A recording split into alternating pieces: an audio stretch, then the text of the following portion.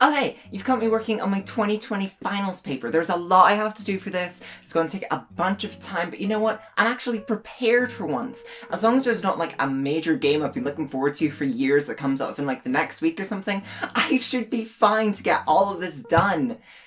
God, I'm so glad I'm so prepared. Wait, Alice must be doing something. Oh yeah, catching that fish with the museum!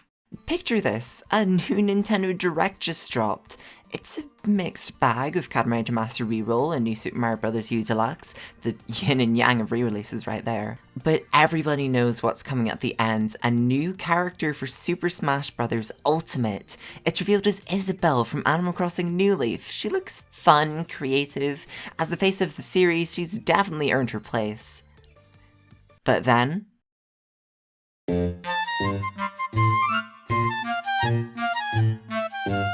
Oh my god! So, yes, a new Animal Crossing game was in development for the Nintendo Switch. People were a little bit excited, including me.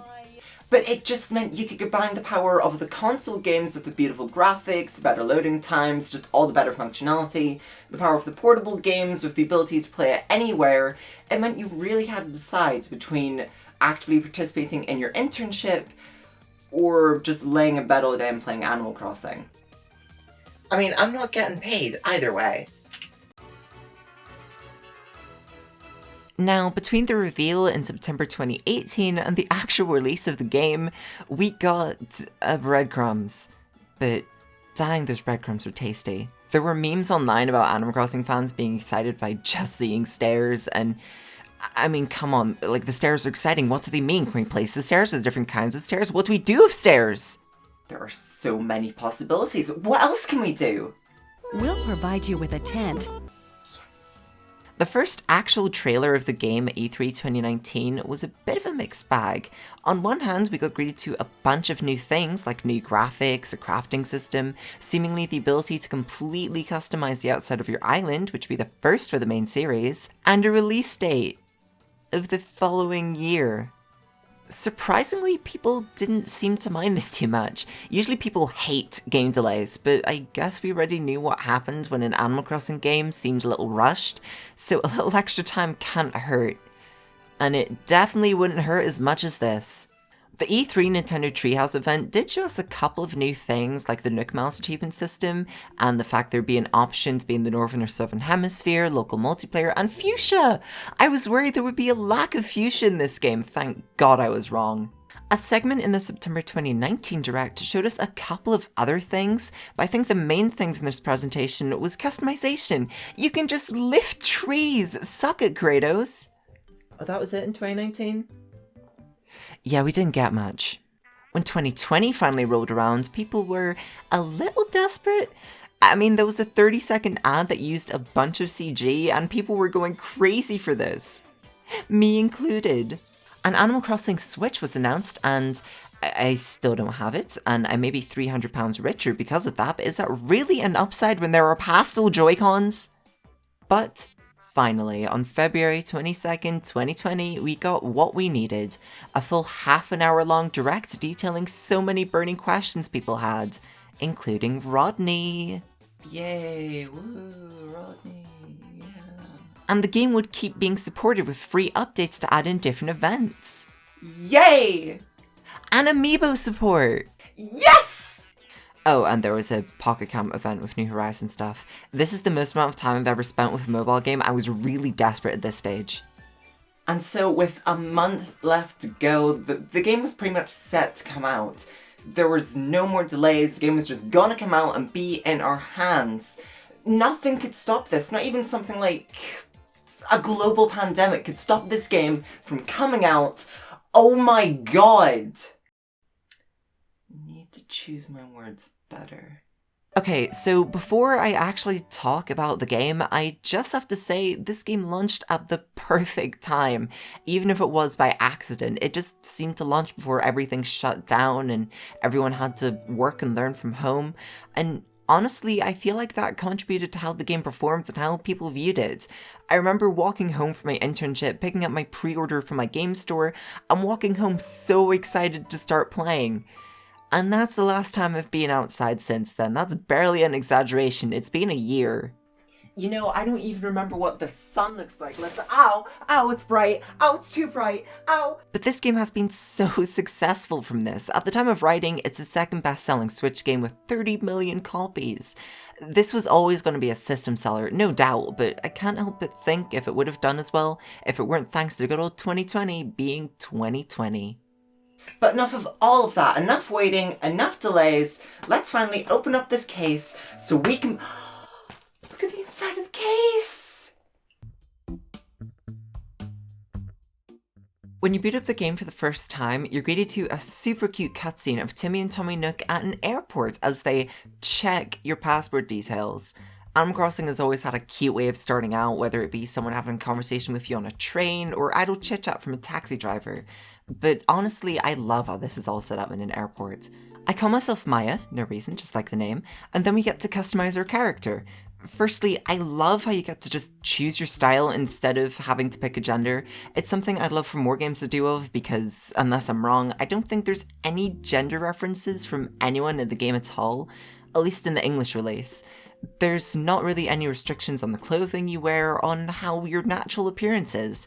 It's just nice being able to play a game without any restrictions based on gender stereotypes, and the character customization is the cherry on top of that cake. Every other Animal Crossing game has you answer a series of questions to determine how you look, and it was charming, but this was really difficult to change until a lot later on. But with New Horizons, it lets you customize a bunch about your character here, and even in the game itself, there's a lot more down the line, so this is a really worthwhile inclusion. And now we get to choose where we live. Do we live in Europe or elsewhere? It is nice to see them represent both continents. And if I could bring just one thing to a deserted island? This is an interesting question, actually. I've always thought about this. Okay, well, I'll sleep under the stars. I don't really need a sleeping bag as such. I guess if there's no electricity, I don't really need a lamp. I'm not going to be able to use it. I'm not really hungry right now, so I should be okay without food. But video games are going to be great. It's a deserted island. There's going to be no entertainment. It will be the perfect time for me to finally play through all the Kingdom Hearts games. Assuming I'm here for at least 358 over 2 days. Apparently you need that many. One thing I wish I'd known is that you can't move this leaf icon or the resident services building once you're on the island. I thought everything would be completely customizable, so I didn't really think much about my beginning choice here, but I think if I'd known it was staying stuck like really awkward place, I think I would have chosen something else. We get a short little cutscene showing off island life, and now we finally landed, and I can see my 2 starting villagers. Flo, a sassy penguin, and Lyman, a sporty koala. Now, originally I didn't like these 2 starting off. I want cute villagers, dang it. But honestly, I grew really attached to them as I played through the game. Not so much Flo, because apparently we're best friends, but I don't really feel that. But Lyman, I adore him. He's so wholesome and kind, and I will protect him always. God, I'm so glad I started off with him, because I don't know if I would have had him on my island otherwise. He's just so good. And then we have to actually get resources to set up the island. Yeah, because it's a deserted island, you have to actually gather some resources. And that's such a neat opening thing coming from a series where you're just given everything from the get-go. Here, you're kind of just given your clothes and that's it. That's kind of the basis for the plot of this game, and I use that term really loosely, but essentially the game is like this checklist that will guide you through in order to build your island from literally nothing to the escape of your dreams. But first, camping. We have to place our tent on our friends' tents and then gather resources for the grand opening ceremony of Nooktopia, a grand utopia where all hail capitalism and everyone is grateful for debt and purchases any Nook-based product without a second— Sakura. Yeah, that's much more fitting. We then go to sleep for the night, and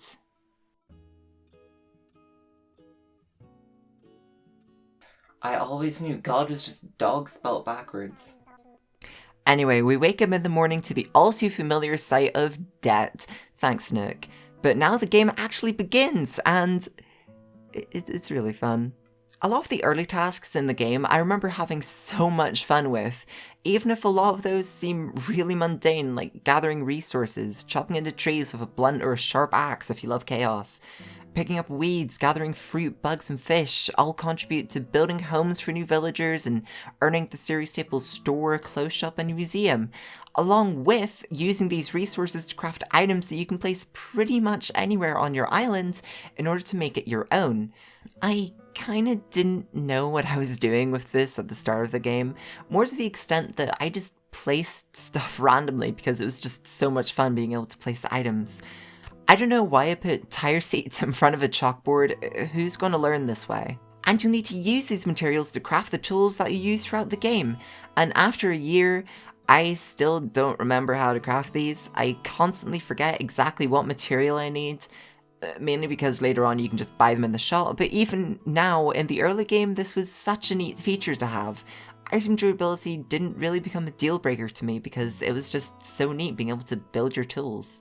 But one of the big new features to bring you through the start of the game are the Nook achievements. There was a form of this in New Leaf with the Welcome Amiibo update, essentially just rewarding you for doing little things each day, but now it's been extended into a full achievement list. And it's really satisfying to pull everything off. The first stamp in each card is usually super easy to get, but after that it's going to take a long time to get everything. I still haven't the godforsaken fish for 100 fish in a row achievement. This is honestly one of the hardest things I've ever tried in a video game. I managed to beat all of the B-sides in Celeste, and like I've played tons of difficult games, but 100 fish in a row is just like the peak of difficulty for me in games. I don't think I'll ever do this. This isn't a bit. And there's also these Nook Plus achievements, which just keep refreshing and gives you like really small tasks to do. They're alright, but not as good as full-blown achievements that I get a little stamp for. Luckily, you can take the stress off your own island and onto a completely random island to search for additional resources, rarer fruits and flowers, and better than all of that, rodeo. Yay. Villager hunting! Basically, if you have a free slot on your island, you can travel from island to island trying to find your dream villager. To no avail because there are close to 400 villagers you can find in this game, and everyone's looking for Raymond. Except my girlfriend. He just randomly showed up at their islands, and that was really funny to me. I'm just really happy I can scan in villagers with amiibo cards like Ketchup. She's my absolute favourite villager of all time, and I think of her as someone who just really enjoys cooking and then covering it with ketchup. I might have spent a bit too much money on her card though. The reason I'm bringing up villagers now is because this was a major complaint people have had since the game came out. People found a lot of the lines to be repetitive and it was hard to get attached to any of them. And I think an update did sort of change this, but the problem hasn't really gone away from people thinking they're just too similar. Personally, I haven't really found any villagers that annoying, unless I have too many of the same type of villagers, because then they do repeat the same dialogue as each other. Also, if an event is coming up, please shut up about Egg Day, it's too much already. To be honest, the one thing I really don't like about villagers is how they're just kind of static. Like, they don't give you as many requests, and they don't like just walk into your house randomly, even when you're just about to leave, so you have to be a good host and stay there for a little bit. And I do miss the sass of villagers in the first game. It's really funny seeing some of those exchanges. But, you know, this has really become my comfort game, so I was fine with everyone being super nice to me. Except for Carmen and Rodeo. I don't know why, but Carmen seemed to keep bullying all of my other villagers, so I had to kick her off. And then Rodeo was just weird. He had an existential crisis. And I'm sorry, sir, but I think living on an island, rent and job free, is a lot better than the world behind the screen. I owe how much for my education? Anyway, going back to island development, over the first 3 or so weeks of owning the game, you'll keep basically upgrading what you can do with your island. So you'll be able to change the layout with bridges and stairs and even more buildings. And then you'll be able to change your own house, because while sleeping in a tent might seem nice at first, you start to notice an issue. My back is always wet. The best part of this beginning portion for me was as soon as Town Hall's built, the game starts to open up and feel more like traditional Animal Crossing, because as soon as that morning announcement introduces Isabelle, the hourly music comes back. Before this, the game plays like this generic background music that slightly increases the amount of instruments as you progress, but I don't miss this because there being a full 24 new music tracks to enjoy is just, it was so good. Even if 3 a.m. sounds like it's mocking me for being awake.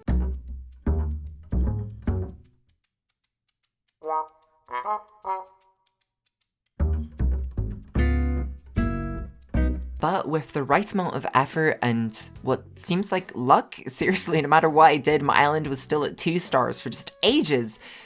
Anyway, you build up your island up to look like a livable place, have a full community full of shops, museum, and people, all in preparation for him. The credits roll as KK Slider plays his rendition of the New Horizons title theme, and that is the end of New Horizons. But that's it, right? Game over. I mean, we've accomplished all of the goals, we've seen the credits roll, there can't be that much more to do now that we've done everything. Oh, we've barely scratched the surface. Okay, so after you basically finish the main storyline of the game, there's still a bunch of new things for you to play about with. For example, Tom Nook will graciously give you godlike powers to shape the world exactly how you like. This isn't a bit, this is just part of the game.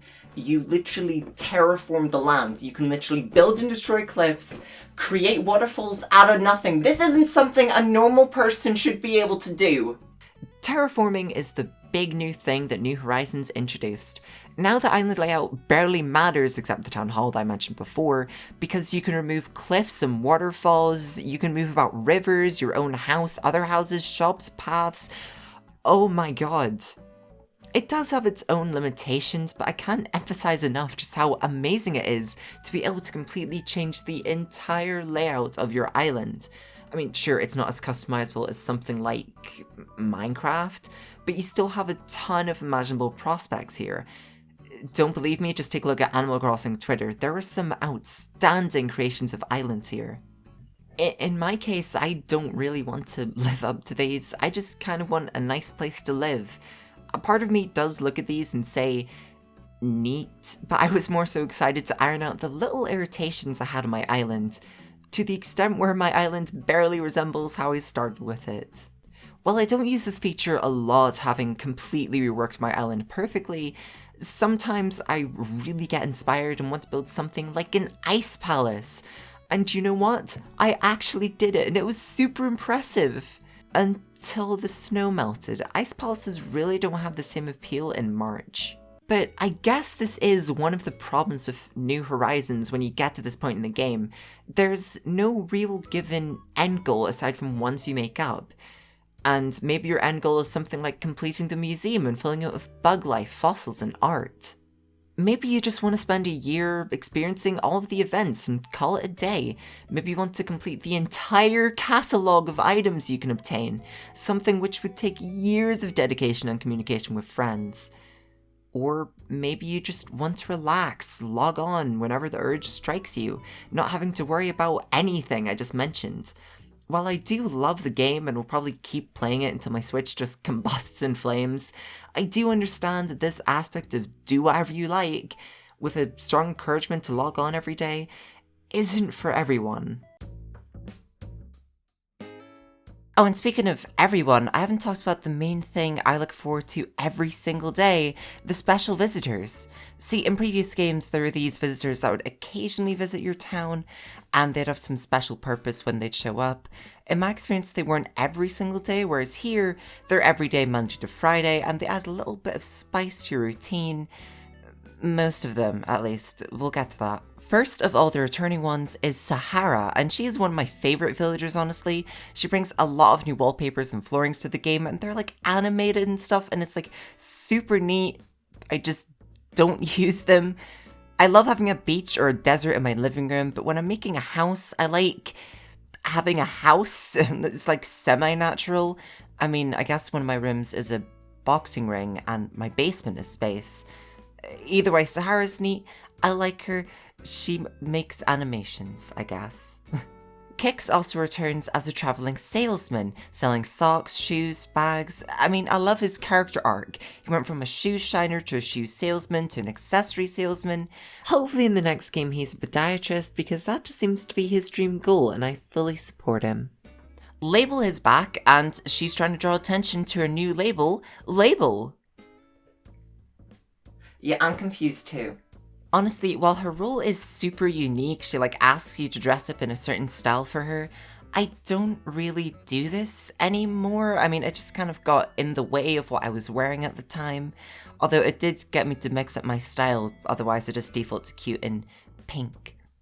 And then there's Gulliver, who's back to his old self and drowning, great.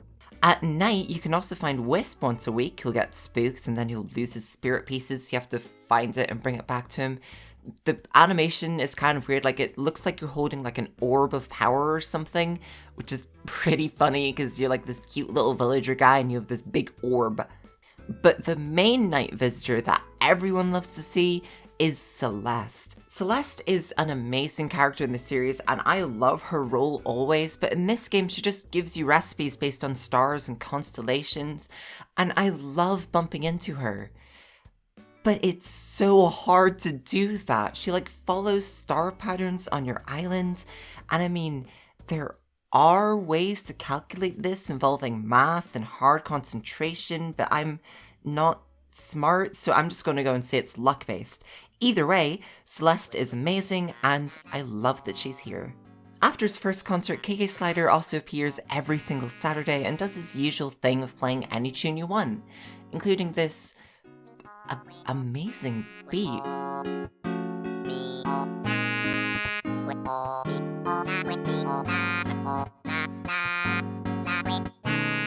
Wow, it sounds like the ending of a video or something. Weird. There's also some new villagers, and I love every single one of these, I've got to admit. Daisy May takes over from her grandma, So Joan, and she sells turnips every Sunday morning, like we're used to. But she's so adorable. I love her little voice and her snot drool, and the fact she gives me mad gains. Seriously, this is a massive part of my experience early on in the game's life. Carefully watching message boards to make a massive profit off these little turnips. Thank you, Daisy May. I'm now a millionaire. Next are partners, CJ and Flick. They're not boyfriends. I think they're roommates, though. Not boyfriends? Alright, thank you. Thank you for clarifying, Nintendo. Thanks. They're boyfriends. Flick and CJ are really into bugs and fish, respectively. CJ will ask you to perform a sea sports challenge before you can sell him fish, which can be kind of interesting to do, but Flick will make these little models of both fish and bugs for you to place around your island. Stop everything, land shark. A couple more have been added in updates, with Leaf and Red returning. Leaf now sells bushes, which will bloom at specific times of year, and I both love this and hate it too. I love the little variety you get both changing your bushes, and I hate it because I only get my favourite bushes for a month and then I have to dig them back up. But still, it's really cute. And Red sells more art on his shady boat he parks at the back of the island. Maybe. Okay, so around the time that Red was added, the developers were still trying to figure out how special villager visits worked. And so every week, you definitely get Leaf, Kix, and Sahara, no matter what, with 2 days reserved for everyone else. Unless something was happening on Saturday, like a fishing tourney, so KK Slider would take up Friday, and you only had one rotating villager. It was a bad system. It was just bad, so they changed it, and now it's just random who visits, which is a lot better, and Red can actually visit me more than my mum. Great. And as a final addition, Gulliver was added. He's not Gulliver, he just looks the exact same in a pirate outfit, but he makes Donkey Kong Country 2 references, so he gets a pass. Also while diving, you have a chance to encounter Pascal, who give you mermaid items and pearls in exchange for a scallop. And life advice. Why do I feel like he smells like rhubarb? Look at him. He looks like he'd smell like rhubarb. There's no reason for this. There's no lore. He lives in the sea. I just think he'd smell like rhubarb. But what do I do on a typical day? I mean, how do I spend so many hours in this game? What do I do on a daily basis if I'm just booting the game up? Honestly, I don't know. I don't remember starting this game today and somehow built this entire flower garden. I don't remember Wednesday. My daily routine is kind of basic. It involves checking the mail, checking the shops if I'm playing for 10 PM, doing any event-related activities, a bit of tidy up like picking weeds, digging fossils, generally running around my island. It's not much, really. I mean, how much time can I get out of doing such mundane activities? 700 hours! Actually, it's closer to 800 now, but yeah, I've turned this game on and just ran around to the pit-pat of my character's feet. I just really like the zen this game has on me. I don't know what it is, I just really like relaxing to this game. I've got tons of fond memories that I'll always appreciate, and I think that's permeated to me just loving the game so much now. The initial few weeks where my girlfriend and I have played this game non-stop every single day, desperately trying to get a blue rose, which it only took until September, my god. Going around to a friend's island with a bunch of other people and just visiting their museum or whatever villages they had on their island was such a blast. And even on myself, going around islands at 5 o'clock in the morning, just trying to find someone to invite that I liked. My first Aurora Borealis, hunting for a scarab beetle, one of the rarest creatures in the game, and 2 hours of swimming for one crab. The tarantulas. Oh my god, like, I know scorpions are just as bad, but I have so many screams from just being jump scared by a random tarantula running up to me on my island. I'm tortured by that, but it was really fun. And the events are super cool too. There's just a fun way to come back. I didn't mention the events? Animal Crossing New Horizons had a very interesting approach to events when the game launched. It didn't have any. Unlike previous games where the events were just built in New Horizons, each event was added into the game as we approached them in real life, which was kind of neat because it meant no one could spoil us, we just have to get to the events ourselves. Including the event that was added into the game at launch, Bunny Day! For about a week or so after Easter Sunday, you go around and gather as many eggs as you can find so you can build everything for Zipper T Bunny, who's graciously hidden them around your island. Like a million of them. When this event first launched, it was a disaster. Eggs were literally all you would fish, dig, shoot. Hell is egg-shaped and very high in calories. This wasn't helped by the fact the game had just came out, so everyone was playing it non-stop. And there was also the Cherry Blossom event. So for like 4 or 5 days, you would try desperately to get the Cherry Blossom recipes, only to be surrounded by egg items when the Cherry Blossom items are way more cute. And additionally, because it's spring, there's also the spring bamboo items. And all those items can only be shot from balloons, along with Egg Day items and Cherry Blossom items. In a slightly less chaotic update was the Earth Day update. It introduced Leaf and Red, as well as International Museum Day, a cute way to learn about museum exhibits, and they updated this a year later with like the art exhibit. It's kind of neat, but May Day. A super fun maze event that I wish had a bit more depth to it, but it did have Rover, and that was super cool. And then wedding season. I forgot about Harvey. So a little ways into the game, Harvey will walk around your island and invite you to his island. I don't know why he needs his own island for a cabin, but sure. And here you can basically just customize rooms. There isn't much to this Photopia, as it's called. You can have unlimited access to anything in your catalog, so it's more so a way for you to like plan out a room in your house without worrying about running out of anything. But during June, Reese and Cyrus request that you take a wedding photo of them in a special wedding theme that you design. And I really hope they add more of these. I participated in these every single day just to design different wedding layouts, and it gave me strong Happy Home Designer vibes. That game is criminally overlooked, and it's so relaxing to just design houses.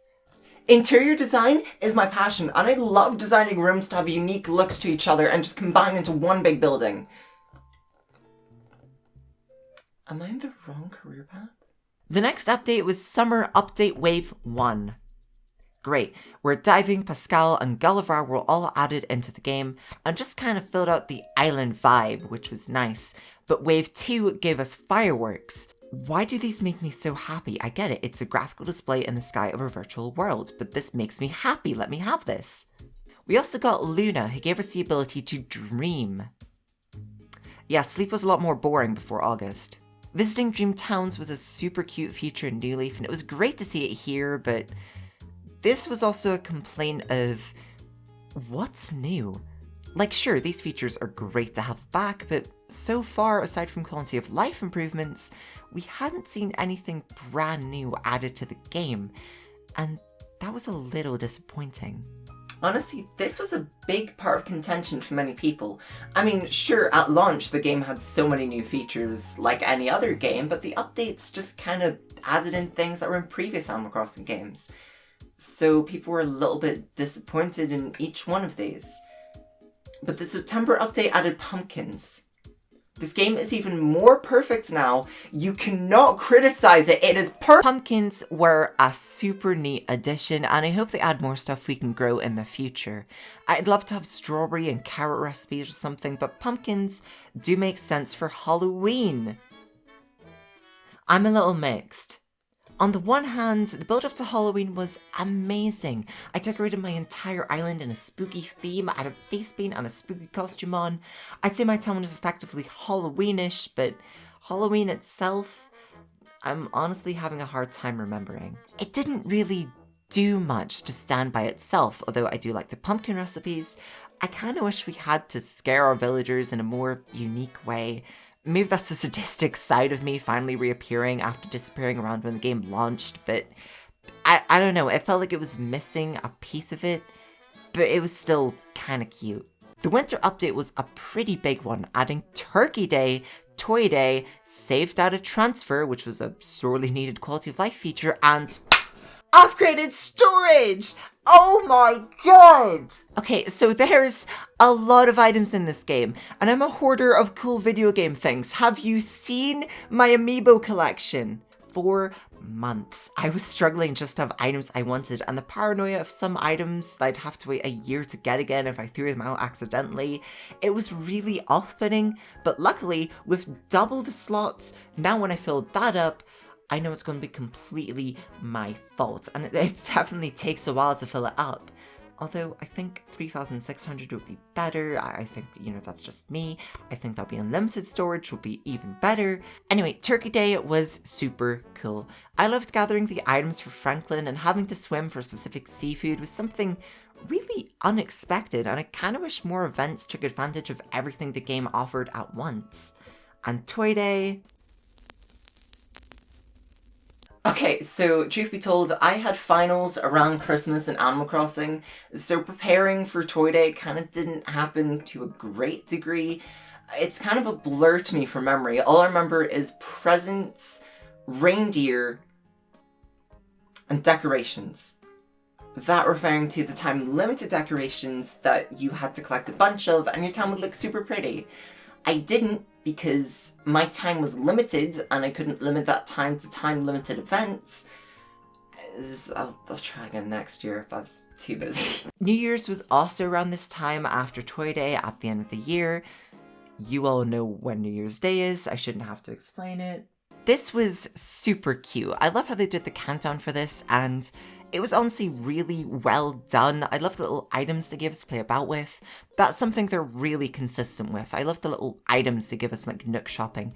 I love these little bubbles. Like, I'm 21, but I love blowing bubbles, and I'm like 4 mentally. I have to try and catch bubbles. Even in a video game where it's an animation, I must pop them. Festival was added next, and it's pretty unchanged from the previous games, except these items are gorgeous. Wow, Festival is super fun in every single game, and I highly recommend checking it out and catching feathers, the change of music, and just the whole atmosphere, but this event made it stand out even more to me. Although I would like to mention something funny that happened to me just before this. So on February 13th, I decided to send Valentine's cards to my girlfriends, and I was like, sure, I'll send Valentine's cards to all the villagers on the island. And as a sort of cute touch before Valentine's Day, since it wasn't getting an event, I sent them all like a present and some sort of cute message. Aside from Shari, because she was the last person and I was tired, so I just kind of started something like this.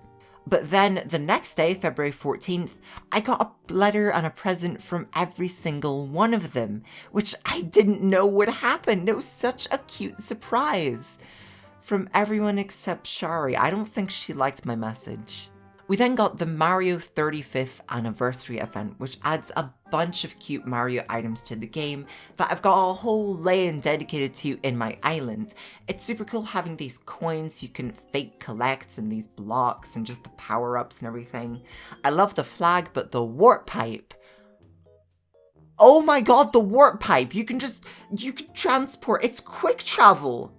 They managed to figure out quick travel before they added a way to buy multiple items at once. But hey, you can do this in game now. Yeah, this update was really cute. I hope they add more Nintendo-related stuff down the line. Like with fortune cookies. We need a pedometer in the Switch so I can get play coins. Then we got the Sanrio updates. They added Sanrio characters to the game through their amiibo cards, which went out of stock like immediately, but hey, I got Etoile. That's what matters to me. These items are all super cute. I love the Sanrio aesthetic dotted across my island. And they also added more custom design slots, which didn't impact me too much, but I knew a bunch of people wanted this, so it's good. And they added this Island Tour Creator browser app, only on phones, yep. And it's kind of neat, actually. It'll only be available until the end of the year, but it's really cool having this official voiceover from the adverts on your island. It's a bit of work to get it done, but it's really satisfying, honestly. They also updated Bunny Day. Barely, but they updated it. But that was 1.9. It was kind of small, but the next update has gotta be 2.0, right? 1.10 brought us an updated Museum Day, added a new maze for May Day, and updated Wedding Season. That's it. It's also worth mentioning that for events that didn't have a big showcase given to them, the developers added some items or something so the events were still recognized. Like Groundhog Day gave us Mr. Rossetti for something more than a phone call, and Pi Day gave us a pie engraved with the pie symbol, which is kind of cute. We got like a cheese because there's like this event in England where you roll cheese down a hill. But yeah, these were all added in 1.9 and 1.10 updates too, but the actual big updates were kind of weak. It made me feel pretty discouraged for looking forward to new updates, especially when there wouldn't be an update until 1.11 released on July 29th, 2021. Adding some admittedly really cute food items. Like, I love cotton candy and I love boba tea, so this is just incredible. But it was essentially another 1.10 update. It didn't add anything that significant aside from very small holiday things for everything in August, September, and I think also Halloween. But Nintendo did make a point to say more is on the way, so I guess we'll have to wait and see, but considering they're pointing this out, I think there's a fairly good chance the next update could be something fairly significant. But that is all the events that were added into the game. How did I forget I was born? I mean, it's a pretty small event, all things considered. As soon as you boot the game up, a villager will come over and bring you round for the party of your lifetime. At least that was their goal. None of them really have jobs, so they kind of just did the best they could manage, and you get some cupcakes. KK will sing you a birthday song. If you have friends that visited your island in the month building up to your birthday, you get some messages from them. Otherwise, you just get generic messages from your villagers, which are also kind of cute. I also briefly touched upon this, but there are seasonal events as well. Like, in autumn there are mushrooms and maple leaves. In winter there are these sassy snowmen and Christmas lights. You can obtain these items and crafting recipes to give your islands a bit of a flair for the season, but the DIY recipes are honestly really rare, and it kind of killed my motivation to go after most of them. Like, if I come across them, sure, but I don't go out of my way for any of them. except the snow items. I gotta have an ice palace. And of course, you have the fishing and bug tourney events. I have barely mentioned anything to do with that in this video. What is wrong with me? This is half my playtime! So, as I mentioned earlier, finishing the museum might be one of the goals people make whilst playing through this game, and it's a task, alright. Every single month, there's a new selection of bugs, fish, and diving creatures that you need to obtain before they disappear for another year. Now, some will stick around, like the sea bass, but that's not what attracted me to catching all the creatures. What did was finding the rare ones. I remember I was the first of my friends to catch a barrel eye. It's a rare fish, but it can be found all year round, just really late at night. And that was a pretty good feeling. Finally, being a night owl paid off. A similar thing happened with the scarab beetle, although it scares away super easily, and I found it like 3 times before actually being able to capture it. Oh my god. The sharks made my heart pound because the window for capturing them was so small, and then it was just a sucker fish. Game, just because you make a pun, it doesn't make me like it. And diving is diving. I spent a lot of time on the rarer creatures. I found it really relaxing and profitable because these things are worth a bunch. And it's something I can just turn my brain off to. It's really nice. Fishing gave me anxiety because I know it's just an A button press, but I never know which bite will be the one. Damn it. And bug catching is just nice. I like it a lot. The tourneys are just catching as many bugs or fish as you can within the time limit, which is pretty neat, but with friends, it's a deathmatch. Smash Brothers has nothing compared to catch the bugs. And while filling out a virtual checklist is one reason to go for all of this, I did it for the museum. It's seen a massive upgrade compared to previous installments. With loads of rooms and environments, it's so relaxing, and having a complete museum fills me with joy, not only for the achievement of finishing it, but also to just relax with all these unique creatures on display here. This is my favorite feature of the game, honestly. I love it here. This is my happy place. I know most people say an actual place in the real world, but my place is a talking owl, so mine is better. My happy place could beat up your happy place. Okay, so I'm realizing as I'm talking through this, not every single point I've said about this game might make complete sense, because I just kind of kept writing this out of passion, and there's 2 good reasons. One is that I am really passionate about this game. I adore everything this game does, and I just sort of splurged on my thoughts as I was writing this. Number 2 is that I've been tired a lot. There are a bunch of features I've wanted to touch upon that I just haven't because I don't have time and need to finish. You know what, this is long enough already. I can bring these into the conversation too. Custom designs! If there was anything to emphasize the community effort put into this game, this would be it. There are tons of amazing designs out there. If you can think of something, chances are someone made it, including this pathway. This was designed by Anchor Crossing on Twitter, and when I saw it, I thought it was so cute, being like a Studio Ghibli inspired design. It just adds a little bit of charm to my island, and my cousin liked it, so it kind of just became the pathway around her house, but still, it just really brings stuff together on my island. It fits in well with the other pathways, and I think you should use it if you like it, because I like it too. Additional hairstyles! This game was already super good at being inclusive, and then they made it better! The emote feature. I love all of these. There's so many to play about with and use, and sneeze is apparently really common, and I don't know why, but everyone loves sneezing. The Nintendo mobile app. Wondering where Anka got to? Well, here she is. There's a couple of exclusive products like a photo of Isabelle and a Tom Nook poster. It's not a necessity to use this app, it's just a cute little extra. The Island Transfer Tool app. I know nothing about this, I've never used it, I just downloaded it, and it has a cute little background of Timmy and Tommy running, and it's kind of neat that this just exists in the first place.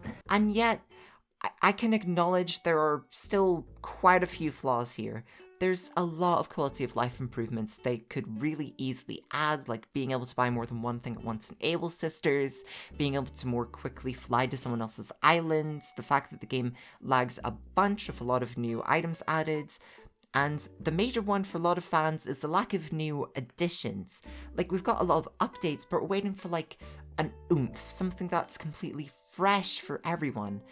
And I'll talk about some ideas for this in a little bit, but honestly, every single updated event was really refreshing to me.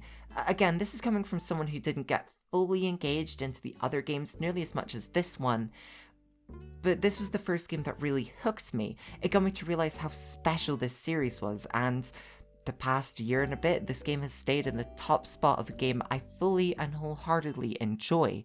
No matter what anyone says about this game, I don't think my opinion will really change. Honestly, even the small additions has made it difficult to go back and look at the other Animal Crossing games without missing something this game added. Whether it was getting me through a period of uncertainty indoors, reuniting me with friends far away, or just making me smile with something that really touched me, this game not only came right when I needed it most, but stuck with me, and I think it's one of my favorite games of all time. But it's not perfect enough! Yes, I did just call this one of my favorite games of all time. Let me have more. So what more can they add to this game? Well, at the moment we're not getting a lot in terms of content. Any updates seem fairly small and inconsequential, and it's hard to know when, or if at all, any big updates are going to be coming. But that doesn't mean I can't dream, and my dream is for Animal Crossing 2 within Animal Crossing New Horizons, but that probably won't happen, so I'm going to keep it realistic. Gyroids. I miss these guys. Like, honestly, I found them annoying to place in my home, but it seems really weird to not have them in the game, apart from this one that you get when you build, like, stairs or something. So, yeah, I want more gyroids to place around my island and just be annoyed by. More growing. I'd love more fruits and vegetables to place around my island, like the pumpkins. Maybe bananas, potatoes, strawberries. This might just be Stardew Valley talking here, but I want this to turn into a semi-farming simulator, because I think that would be really cool. But maybe you don't have enough room on this island. What if Cap'n came back and gave us access to a second island where we could grow more stuff? Maybe they could add mini games and more creatures, and Tortimer could come back. Unless he's dead. Did Tortimer die? I mean, he was old.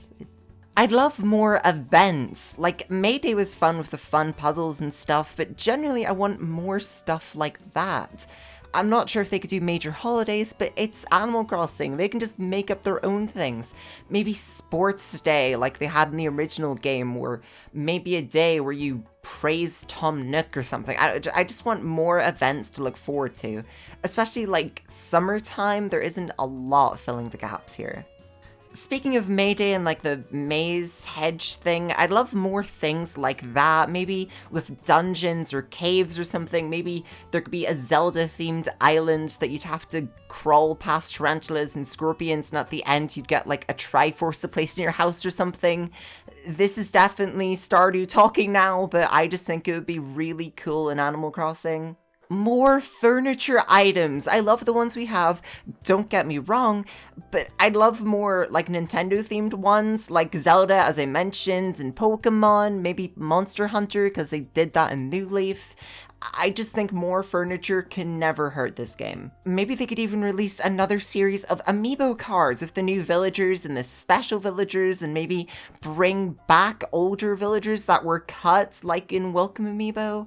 I'd love more buildings, which seems kind of controversial because I know how pristine some people's islands are and they can't really change anything about them, but I'd at least like the option of having more like Gracie Grace, or maybe Label can open her own thing. Having 2 buildings that you can place around of the other villager homes just seems a bit restricting.